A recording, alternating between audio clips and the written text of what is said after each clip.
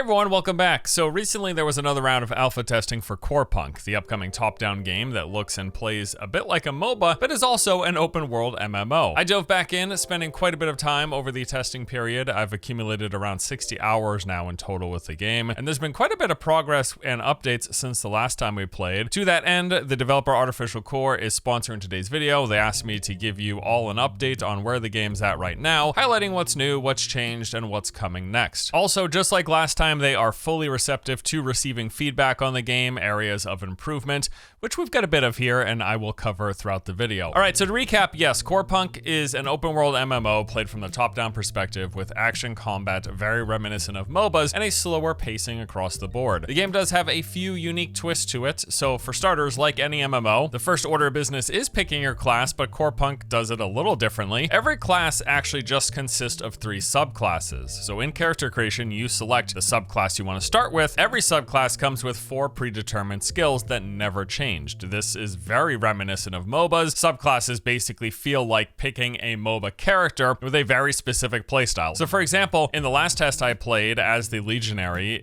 this was the subclass of the Warmonger. As a Legionary, my 4 abilities are Shield Bash, Catapult, Spear Throw, and Unstoppable. He is basically like the tanky brawler meant to be right in the action, tossing enemies around. And then in the most recent test, I played as the Ranger, which is a subclass of Champion. As you would assume is a range-focused class. I've got a net shot, I can do a rain of arrows, there's a barrage stance that lets me hit multiple targets at once, and I've got an ultimate that launches me backwards while shooting a volley of arrows in the other direction. Now, other than changing subclasses, which you can do later on in the game as you progress, the 4 abilities you start with are just the 4 abilities that you will be playing with the entire time. But there is further customization, and it exists in a few forms. For one, we've got weapon mastery lines. So this lets you focus and enhance on specific skills of your choice. As you progress down a mastery line, you get better and better improvements, tailoring and adding more boost for that particular ability. Then there are the talents. So the game has a large list of talent trees. There's actually 10 of them in total. There is Hunter, Assassin, Medic, Mage, Pathfinder, Support, Tank, Warrior, Looter, and Crafter. Each of these have a sub-tree with options that play into what their name implies. So everyone in the game, no matter the subclass you're playing, everyone has access to those same 10 talent trees, and then you pick 3 for your character as you level up. You start with access to 1 of the talent trees, and then you level a little more, you get a second tree to pick, and then eventually you pick a third one, and again, you specialize further within those trees. And there are 2 active skills that you can equip. These come from a vendor by the PvP characters in the game. These are abilities with long cooldowns that do things like heal you, return mana, boost your damage, or provide defenses. And then you have your gear via weapons and artifacts,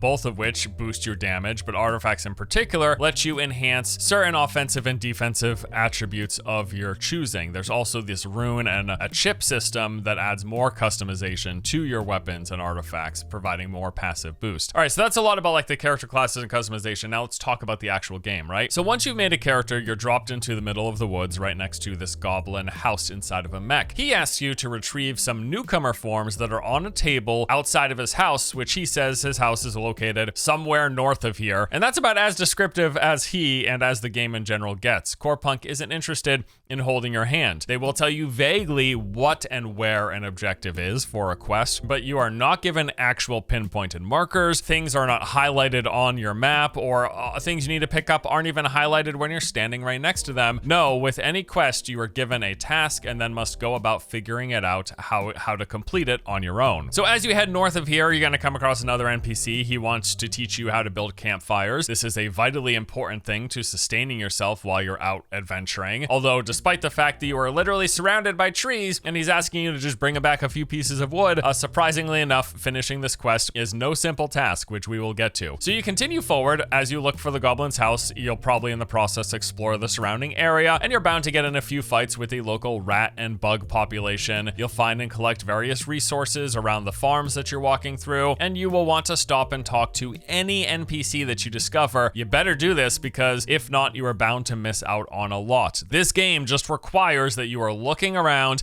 and paying attention to the environment, to objects, to NPCs, to enemies. You have to pay attention to all of that if you're going to make any progress whatsoever. It's basically like the inverse approach to some modern MMOs and a lot of modern games, where they are literally pointing you, guiding you, holding your hand towards the objective, objective, highlighting the things that you need in bright colors and marking on your map exactly where you need to go. Or the games that even will just like auto run you towards your target. Corepunk says, nope, sorry brother. Just pay attention and look around, and that's how you're playing this game. And doing just that will put you on the path and eventually lead you towards the game's major city in the initial starting zone. Speaking of which, let's talk about the world. So Corepunk is completely open world, no loading screens. The early starting areas that we've seen in the past few alphas consist mostly of these wooded regions and some farmlands. So Dusk Tide Forest is the starting spawn location that you begin in. There's a couple of quests you pick up here, but then you are quickly headed out into Golden Field. Here you're gonna see all of the farms and fields with various crop types. There's also lots of bugs and rats inhabiting this region, and this is where the first major town is located, with pretty much every one of the NPCs pertaining to starting your quest, to the crafting systems, and your vendors. Now, one big change since the early alphas is they've consolidated a lot of these crafting vendors, which was a real big improvement. They used to be quite spread apart. So the bulk of my playtime with this game has actually been spent in and around Golden Field. Even after you've completed all of the quests in this area and out-leveled the enemies here, you're coming back a lot for doing all of your crafting and progression. So yeah, I ventured out far beyond Golden Field, and I spent a lot of time outside of there leveling and exploring those zones and doing the quest in those areas, but you're always coming back. It's pretty much required. Although in the future, without question, there will be other towns where you can do the crafting and progression stuff. Funny enough, the recent test did have a second major town up in the north,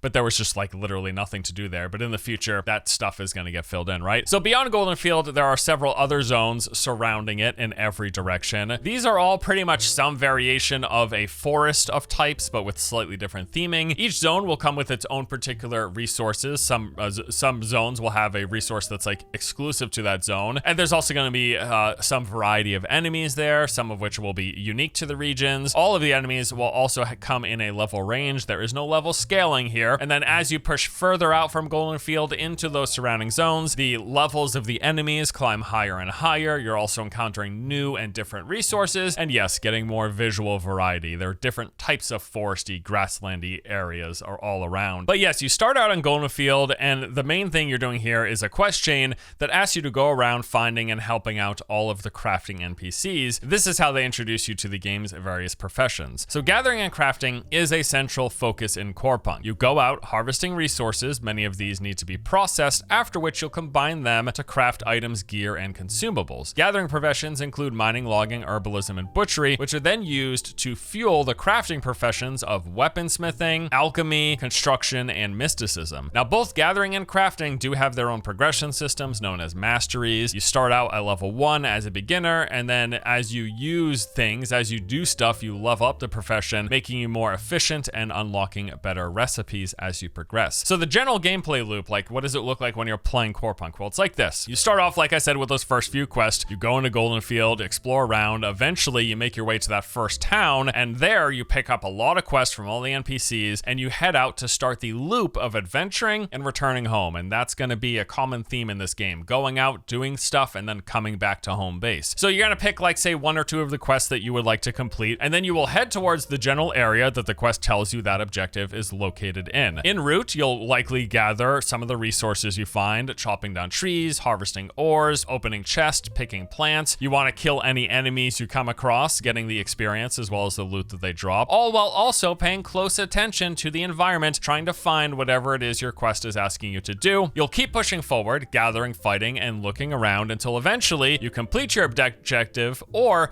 your health gets too low. Then, if you have the materials, you'll set down a campfire and eat some food. But if not, this is when you head back to town. There you will heal, turn in any quests you finished, maybe put some stuff in your bank, stock back up on stuff you need, and then head back out to your next objective. And that is the basic gameplay loop. Now, in this process of going back and forth, going quests, doing adventuring, gathering resources, you're probably going to want to craft some gear to make yourself stronger, right? So gear in this game is broken up into 2 main components. There are your weapons and your artifacts. Now, there are gear slots as well for like your helmet, chest, and gloves, but that's all cosmetic. Getting boosts for your characters, making yourself stronger, solely comes from weapons, artifacts, chips, and runes. So weapons determine your basic attack damage. And or a defensive boost if you're using a shield. And the other and probably largest boost to player power comes via the artifact system. So you've got 6 artifact slots from which you can fill with artifacts that boost whatever stats you prefer. There are primary stats, which are attack power, spell power, health, mana, armor, resistance, and crit chance, as well as secondary stats, which include a wide range of things, but some examples are cooldown reduction, buff duration, vision radius, increased area of effect, crowd control duration, health and mana regeneration, and much more. Then there's the additional layer of you being able to place chips into your weapons and runes into your artifacts, both of which are just further modifications and enhancements giving you passive, offensive, and defensive buffs. Now, I've mentioned combat in passing, but not in much detail. However, this is actually one of the things that I think Corepunk does best. So as mentioned, it looks like a MOBA. It also plays very much like a MOBA, pretty much identical. It's like playing an MMO version of Dota or League of Legends. The basics of combat, your character movement and attacking, are almost identical to those games. You've got click to move, where your character moves where you click on the ground. There's no WASD. You have predetermined skills based on the subclass you pick, which again feels just like picking a character in a MOBA. And then beyond basic attacks, a majority of your abilities and spells are skill shots. You have to aim them, and oftentimes you have to predict your target, leading your shot to where you think they're going to be next. So yes, how you move, how you attack, even the fog of war mechanic, it basically is just like a MOBA in an MMO world. A big focus on the game is trying to avoid taking damage, and that's where the positioning and skill use comes into play, because health management plays a big role here, mainly because health regen items are hard to come by, and the game has no passive health regeneration unless you're above 90%, which likely won't happen if you get into an encounter against more than one enemy, which circles us back around to the fact that this game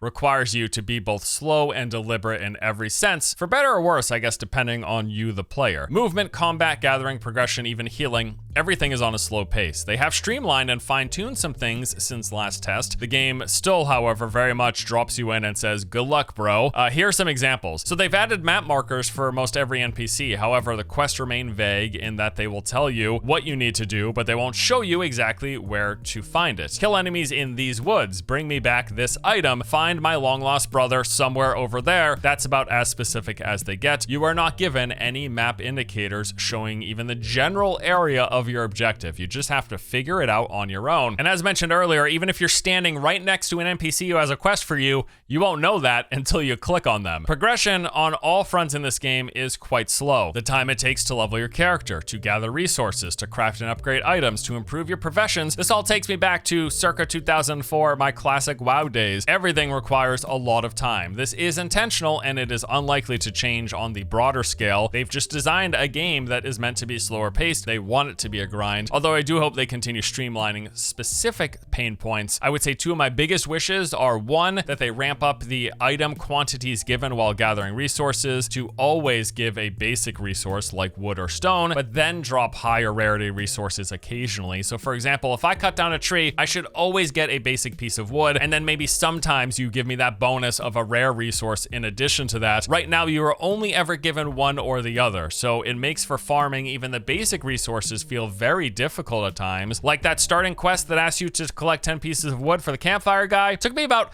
3 hours of going around finding trees and cutting them down before I had those 10 pieces of basic wood, because in all of those trees that I cut down, a lot of times I wouldn't get a basic piece of wood. I would get one of the rarer resources, and it would just be alternating between basic wood, 2 rare resources, 2 pieces of basic wood, a couple rare resources, plus the fact that these trees are very spread apart. All the trees you see surrounding you, you can't cut down all of them, only very specific ones. I think that's something that should be addressed. Just give us more, at least of the basic resources every time we interact with a collectible resource node. Also, I think that they should speed up the leveling process at least slightly. So the way power progression works in this game, via getting your gear upgrades, your artifacts, your mods, and unlocking talents, it all starts to get really, really engaging around level 10. The problem is getting to level 10 takes like 15 to 20-ish hours. I think that's going to be too much of a grind for those first 10 levels. Totally cool if the level grind scales up as we get to the higher levels, but as it is right now, at this point, I could see a lot of people quitting crafting before they reach those upgrades and those gear improvements that make the combat that much more enjoyable. Just let us get to level 10 quicker, and I think way more people are likely to stick around. Yes, as you can tell, Corepunk has set out with a particular vision in mind. They've clearly developed a deliberately slower paced, methodical, challenging, and time-consuming game. Not many MMOs take this approach nowadays. I do think there's room for this on the market, and with some tweaks that I can definitely see them filling a nice niche for sure. And all of this is going to move us into the feedback section. I am happy that they've made some improvements to some of the bigger pain points that I had from the first alpha test that I played. So for example, they have added map markers for all of the quest NPCs, which is great. Previously, this wasn't there. So if you didn't remember where you got a quest from, you could end up running around the map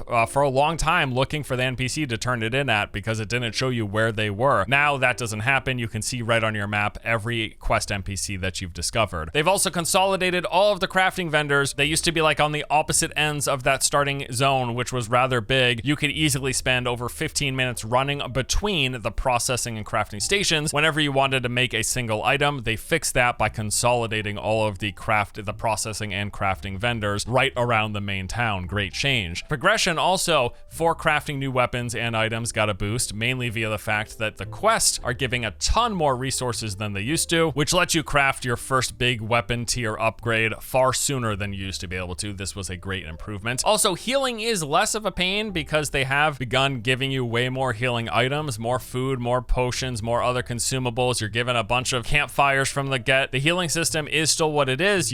There's no passive regen over below 90%, but you're given way more tools to deal with it currently. That said, I do still think there are things that they should address. As just mentioned, leveling, I think it just takes way too long to reach level 10, and that is an important benchmark in my eyes. If you speed this up and slow down the later ranks, level ranks if you want to, but let players get to level 10 in like 5 to 10 hours instead of 15 to 20, and I think this is going to keep people around for longer because it just gets so much more engaging around the level 10 mark for a whole host of reasons. Gathering, yes, you need to drop more than one resource. Everything should always drop the basic resource. If I chop down a tree, I should always get 1 wood. If I harvest an iron node, I should always get 1 iron. If I harvest a plant, I should get 1 of whatever plants give, and then give me the rare items on top of that occasionally. I think that's how they should approach this here. Also, right now, your harvesting will fail and cause the resource node to explode if you accidentally click the screen while harvesting. This feels terrible. You can still have a % chance to fail a harvest. That's fine. A lot of games do this,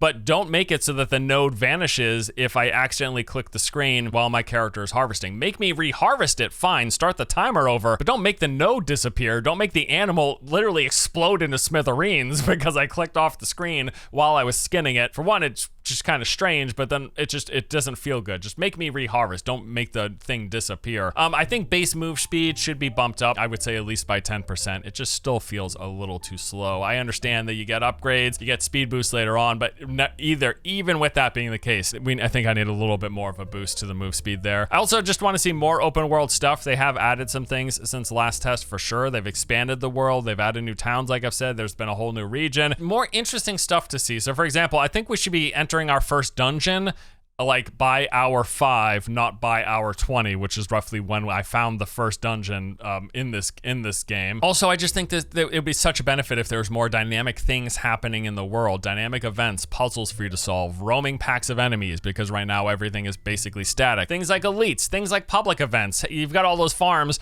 have public events roll in, like the farms are being invaded by wolves from the woods or something. You like have things like that happening, add stuff to make this play space feel a lot more alive. Combat is awesome, I love it. And for that reason, I feel like encounters should be more frequent. We should be able to engage in combat more frequently. It feels a little spread out in a lot of the world. But that does mean that you're going to be taking more damage and you'll probably need more healing. So to offset this, I think that they should still further adjust how healing works. I would love out of combat regeneration, even if it were hyper slow, even if it took like 2 straight minutes of standing still for you to regenerate your health passively. But if you don't want to do that, just make campfires way better. More static locations out in the environment. That'd be great if they were just static campfires, not just back in town, but all throughout the environment. Or instead of making it a resource, make campfire a skill. Put it on a 5 or 10 minute cooldown so I can guarantee to camp every 5 to 10 minutes instead of relying on chopping trees that only sometime give me the wood that I actually needed for crafting it. Like, I think some adjustments should be made there. But all around, like, there's a lot lot that I really like about this game. Like the previous updates, I think have moved it in the right direction. I love the combat. I just wish we were doing it more frequently and they adjusted healing accordingly. I also love the old school feel and the immersion that you get from having to pay attention rather than being pointed and handheld where to go. I just think they still should make some further improvements to the pacing and the gameplay loop. One other big update here is the fact that they now have an early access release date. The game will be coming into early access on November 26th. There are pre-orders available now, and they're going to be running an Alpha 4 test for a full month from August 6th to September the 6th. If you've already played an Alpha Test 1 before, you're going to be invited, or anyone who pre-orders the game will also be invited. Bunch of new stuff coming in the early access launch. They said they're adding 2 new biomes, 2 new settlements, 2 randomly generated dungeons, 2 instance battlegrounds, bunch of more itemization updates, and there's going to be new specializations with the Defender, Commando, and Grenadier. And that pretty much does it for our update video on Corepunk. Once again, thank you to Artificial Core for sponsoring this video. Happy to give you guys an update on what's changed, what's new, and what's coming next for Corepunk. If you want to learn more, check out the link below. I will be sure to follow up with additional coverage as we get closer to release. I will definitely be checking out the next round of alpha testing that's happening in August. And once the game fully comes out into early access,